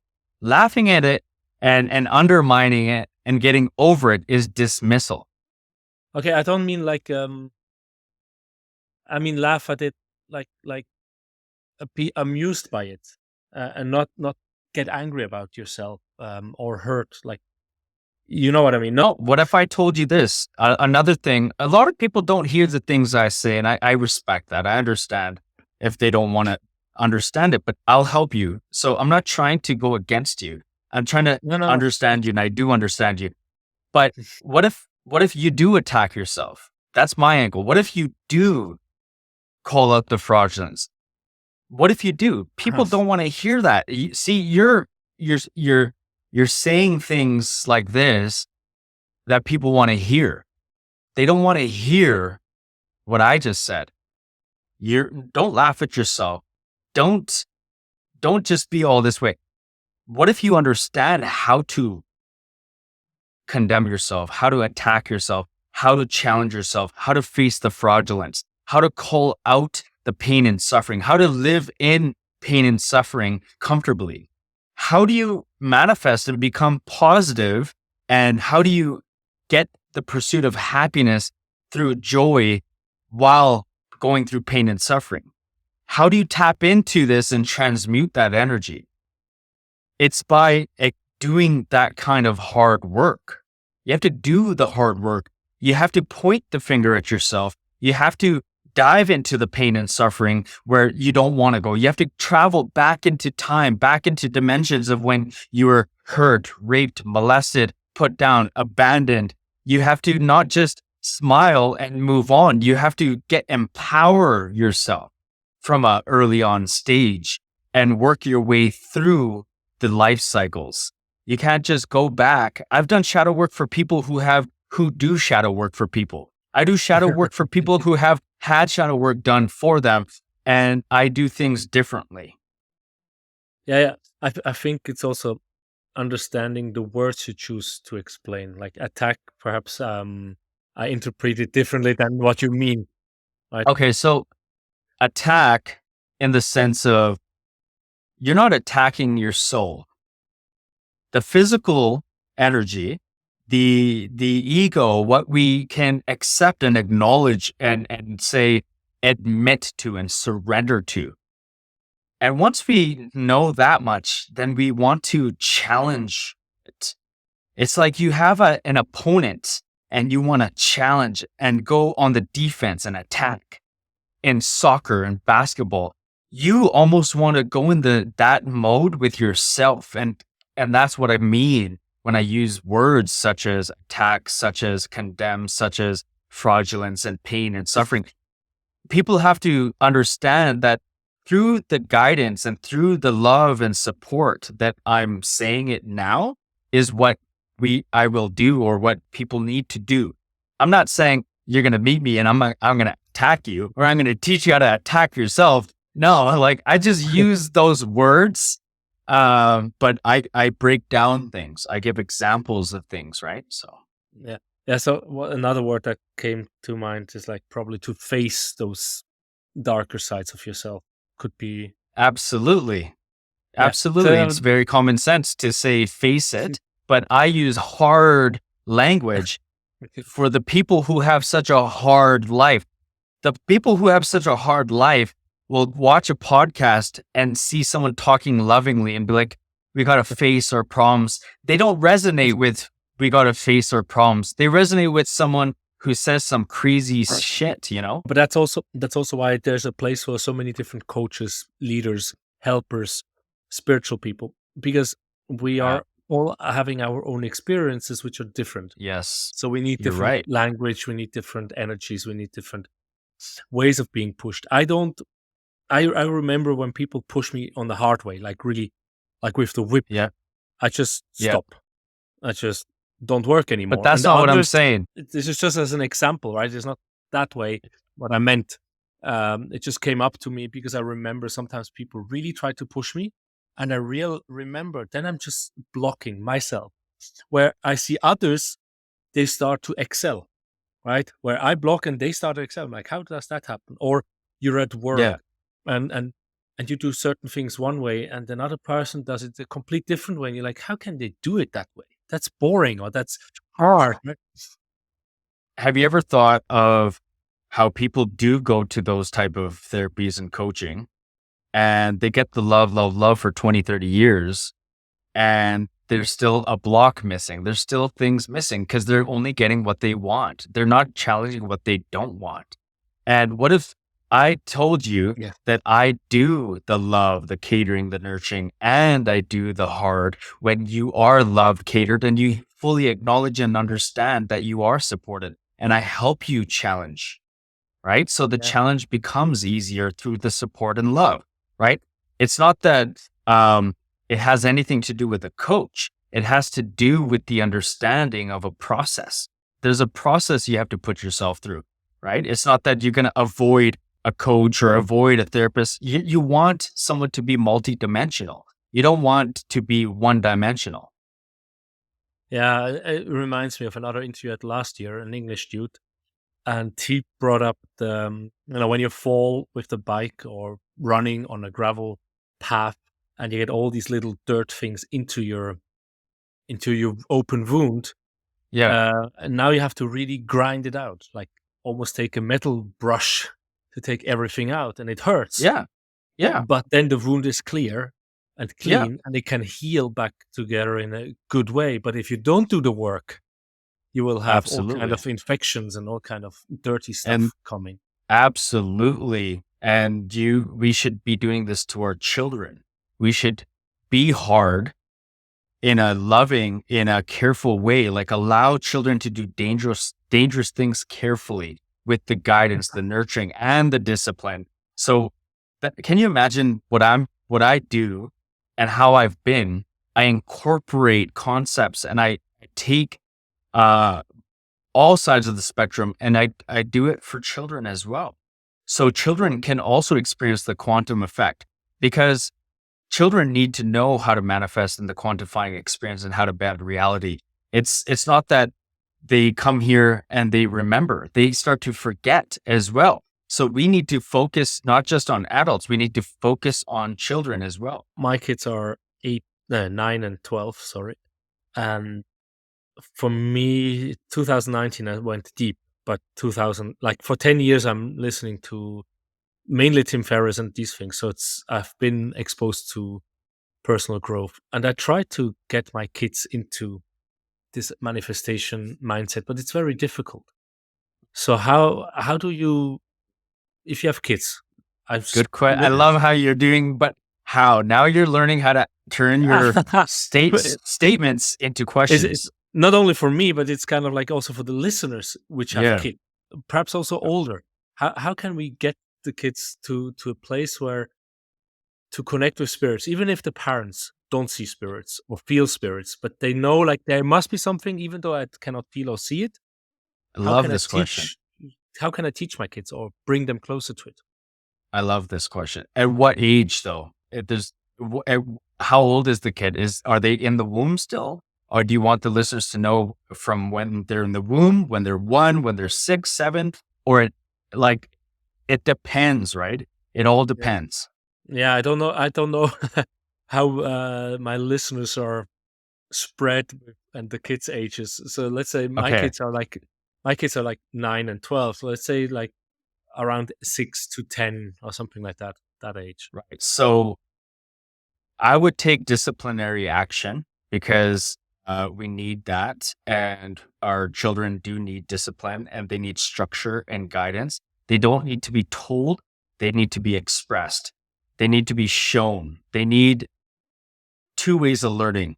through, awareness and wisdom, and through consequences. So if you could be a parent that gives them both, give them both. Give them consequences before the consequence arrives. If your higher awareness knows your children at this age, kind of give them the lesson indirectly without them knowing you're giving the lesson, and then teach them as a conscious parent. Conscious parenting, but through discipline, not conscious fluff, not conscious parenting like love, love, love, let them learn themselves. They're growing. We're not their controller. Then you're just making another generation mindless, no direction spirits. So that concept you hear on Mind Valley from different talks and teachers and women that say conscious parenting about love, love, love, they're just free and let them be free. That they lose. What if they can obtain knowledge, obtain wisdom and spirituality and quantum effects and bending reality and manifestations and powers now, instead of you just saying, oh, let them go, let them. That's what I'm saying. And that's why I'm talking like that. I'm not talking to condemn. I'm talking to express the common sense that that's what I do. So I talk just like this. And if people can grasp that, not be me, not be like me, but understand in your own voice, your tonality, your dialogue, the way you speak and communicate to your children, these concepts. What I'm talking right now is how we should talk to our children. It's like, don't fluff them too much. And but I can see that I'm Swiss, as I said, living in Denmark. My ex-wife is Romanian, so there's 3 different cultures under one roof, right? So there was a lot of conflict. I don't know. Are your parents? You said Fiji before, so are you from Fiji originally? Both parents? No, or? I'm born and raised in Canada. My family is from Fiji. My grandparents are from Fiji, and my great grandparents are from Kerala, coastlines of India.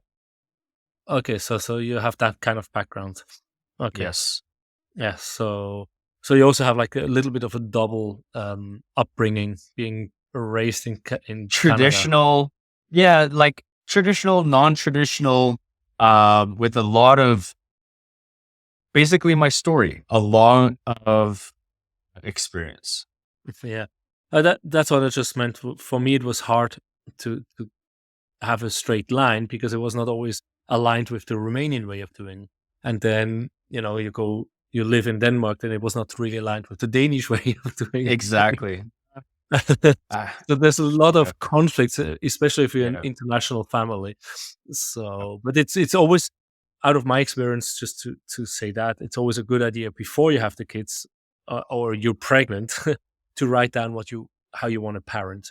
What are the things you want to do, so you have a better idea, like tablet times, activities, sleep time, food, and these kind of important things. I got a good one for your listeners, is not even having that much control, having no control, being in the control and non-control at the same time, being in the expected and unexpected at the same time, being in the known and unknown at the same time, letting them do dangerous things carefully, letting them experience mundane things, and then flipping the switch and do spiritual things. Do all elements and give them so many things, because they are their own spirits. We need to also learn how to surrender and repent to our children. If we keep being the guider all the time, then they're not their own essence. We need to let them be our teachers. Like, I let my children guide me, discipline me, and tell me what to do and tell me what's wrong. And I have been telling them that since they were born. Like, if I'm watching something wrong, tell me. I give them the permission and the power back to tell me what I'm eating or where we should eat. I don't guide them so much. I guide them, but I guide them to guide me as well. You know what I mean? Yeah, exactly. I know, because my daughter gave me a little stone which is written "Believe" for my birthday, and said, "Please, Dad, believe in yourself." She was not yet 12, and she had more of That's so these kind cute. of, she has more of those things. So I know exactly what you Yes. mean with like the kids are also teachers, and Yes. my son has seen spirits, and Yes. I told my ex-wife, let him believe. If we cannot see it, doesn't mean they're not real. They Right. might be made up from his mind, might be, but they also might be real. We don't It's know, real. right? So and My son too, he used to draw his angels. He sees things. You know, when a baby is born and they're looking up in the sky, they're not dimwits. They're angels that just came into a body. So they're still souls. yeah, So exactly. yeah. It unfortunately I wasn't as deep in my search when my daughter was born. Otherwise, I would have probably been a bit differently conscious about you know Yeah. how she was as a kid. But that's very beautiful. And while we are on the subject of kids and meditation, I've heard several times the mentioning of a book that you wrote, even though you never were reading. you you were Yeah. feeling called to write the book for kids, right? I have been able to manifest and publish a children's self-help book for personal growth and development and where to start. So it's called Arnav's Affirmations, and it's on Amazon. And for anybody who wants to know where to start, that's the book for you. I didn't plan to bring it there, but this is how it comes, right? So, is there one thing is really like the becoming more authentic with oneself? Did we touch it really? Because that's we talked Let's about it do a it. little bit before. But for me, it's really this. People say, "Yeah, you seem so authentic." I'm like, but I have the feeling I'm not. Okay, let's And talk but I about it. cannot, I cannot really pinpoint it. I don't know where I'm lying to myself. Okay. Not consciously, right? And that's why I say, so how can the listeners, me, the world, learn to be more authentic with oneself? Because only if you're authentic with yourself, you can be authentic with the world. And then we have Beautiful. less problems, I think, if we are more authentic. This Wow. is one of my favorite questions. This is my slogan on my logo, on my brand logo, is helping people find their authentic selves. So this is one of my favorite questions that came to me. It was actually a psychic that kind of created my logo, and she psychically created my logo, and it came to be. So it's pretty neat. So for people to find their authentic selves, what you would need to do is basically know this. We, the you, the I, the ego, the us, the we, the how can lie and be unauthentic. When you look at yourself or when you think to yourself and say, I'm happy, I love you, you can lie about it, right? There's a technique to do it, to become it. But when you're not being authentic, your spirit will tell you the truth. So you can lie to everybody else, but you can't lie to your spirit. Your spirit will tell you right back to your face that, no, you're not. You got to work on these areas and you know it. So just the step to getting there is by paying attention to what your inner self already knows that you're not, and working through it until you become it. That's how the lie becomes a belief, and the belief starts to believe in the new belief. Is go through that process of breaking through roadblocks and paradigms and unchain yourself from these mental paradigms and do that type of work. Do the work on yourself, commit to yourself, sacrifice to yourself. Stop sacrificing to your employer, your manager, your HR. Stop sacrificing yourself to the government, to the doctor, to the diagnosis, to the food. We sacrifice ourselves to eat breakfast, lunch, and dinner. I eat one meal a day, and I fast for 24 hours a day, and 7 times a year I do a 5-day 4 to 5 day water fast, that's something that's a sacrifice. That's not something I want to do.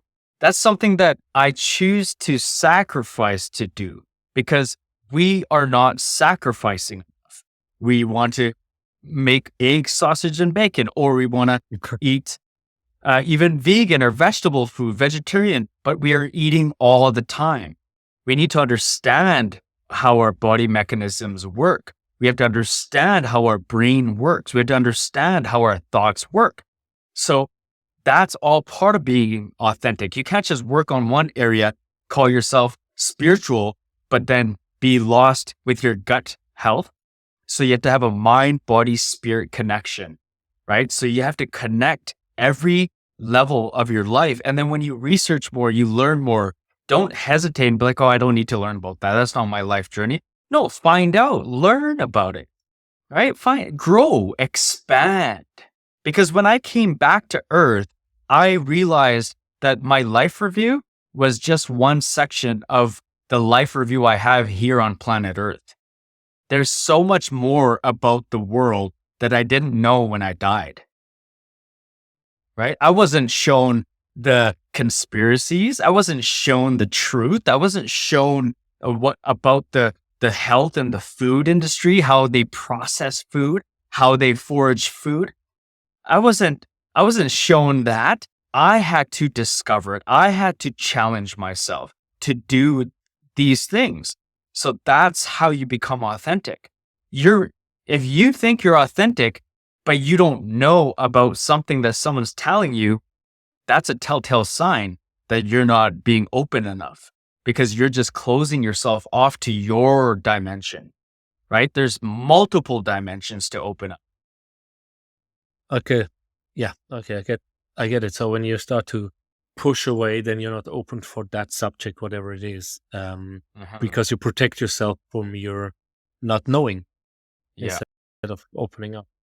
But the knowing can also come in from inside out, right? It can also come from inside out, like through your soul, the inner knowing, to go the right direction or the wrong direction. But sometimes not, because I mean, it's our journey, it's our spirit's journey. But most things that I learned didn't come from. Actually, I had signs, I had knowings, inner knowings, but I had to find out what those inner knowings meant. So when I found out about certain things in the world, I was like, oh my gosh. Then I started to find out more of that gut feeling, but the gut feeling is another topic I want to talk about. A lot of people say, well, I trust my gut feeling. I trust my intuition. My challenge to that is something that I say, and it's, well, how can you trust the gut that's accumulated the things that your gut has today? How can you trust that gut? What if you can nurture and create a better, healthier gut, and that gut becomes more powerful, more intuitive than the first gut you start to believe in, was fraudulent, because sometimes our gut comes from doubt and fear, and it's the parasites that's in us. Sometimes we're all conscious. Our parasites, our microbiome, it's all conscious at a cellular level. It's speaking to us. It's all sending connections. Every wiring front of the frequencies, the microwave, the radio frequencies, some things out there, it's all hindering us. So how do you know that your intuition, your gut is even real? So you have to keep developing it. Yeah. Right? Okay. You open up another Pandora box there. Yeah. But I can see, like, you see these breadcrumbs. I didn't really understand it until I listened actually to a few podcasts since we agreed we have this interview, just to broaden my horizon to ask different questions. I didn't want to be ignorant about that. But these breadcrumbs for me as well, probably that's what resonated with what you said there is, eventually I was hearing about fasting and about, how food is produced and realizing, like, when I was a kid, my mom made the food, she went and got the vegetables and she went and she made everything besides the bread. But even the bread felt more dense than now. everything seems to be so over processed now. But that was just like little hints here and there, Mhm. or it's just a filter in front of my eyes or my ears or my brain, which didn't allow it to get through until a certain point, and then it came through, and it was getting more and more alarms, and then like, okay, I should do something about food. Then other filters come about healthcare, Mhm. how they treat you. I was depressed, I had stress, and I Mhm. saw how they were treating me. I'm like, this is bullshit. This is not about healing me. Mhm. This is just about giving me pharma. Oh, mostly not that the doctors don't want to help people, but it just felt not real. And then you become a father, and then you see things about children, which you like, whoa, you start opening up. I feel these are like the breadcrumbs in life, which are bringing you things into your life to be more aware, and change your consciousness about it. Absolutely. And for me, it was never like the spirits showed that, but yeah, I don't, as I said, I don't feel it.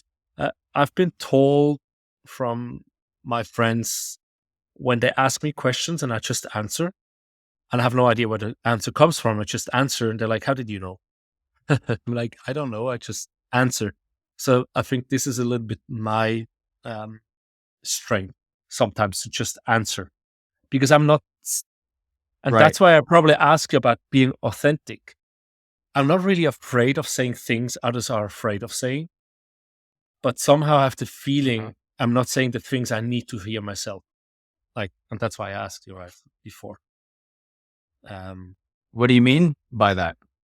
and that's exactly what I'm asking myself. Like, what is it that I'm not honest with myself?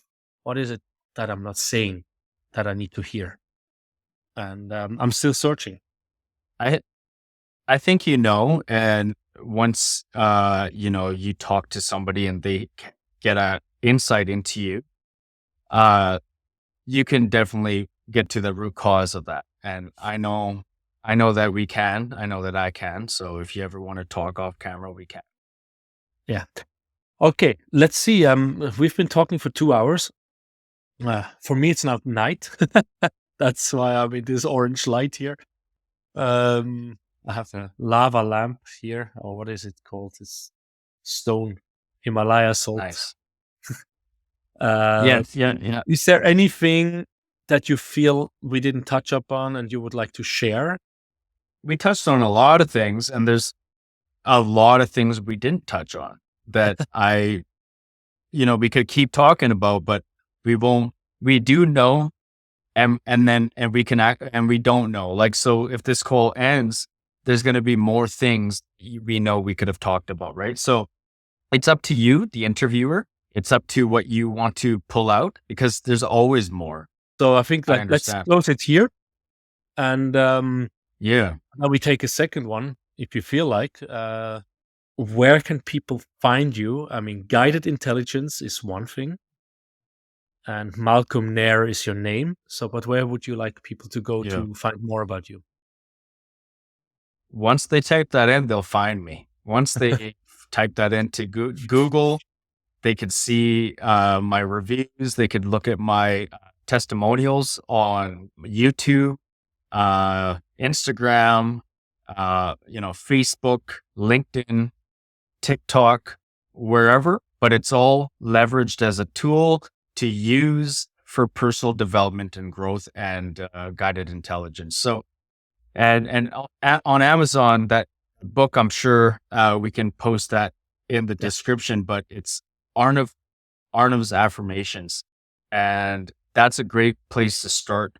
I have adults show me that they've purchased it. So if you want it for your kid or yourself, uh, it's a great place to start. I usually put all the links to my guests and books or whatever they do in the show Okay, notes. perfect. So that's what I look for when I listen to podcasts to the different links and what has been talked about, so I don't have to search for myself. Super. Oh, But and then my website, www.guidedintelligence.ca, and you could book a consultation there, and I will get a notification. We'll schedule, if you want to have your life review. perfect. Then thank you, listeners, for listening so far, and thank you, Malcolm. And see you another You're time. welcome. All right, absolutely. Thank you so much.